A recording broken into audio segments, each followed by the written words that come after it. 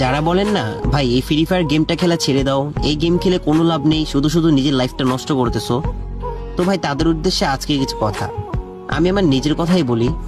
আজ আমার এলাকায় আমার কোনো নেশাখোর বন্ধু নেই। কারণ কি জানেন? এই ফ্রি ফায়ার গেমটা।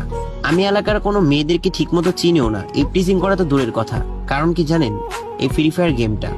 আমি এলাকার কোনো মুরব্বীদের সাথে বেয়াদবি করি না। কারণ কি জানেন? এই ফ্রি ফায়ার গেমটা। আমি বাইকের জন্য ফ্যামিলিকে চাপ দিই না। কারণ কি জানেন? এই ফ্রি ফায়ার গেমটা।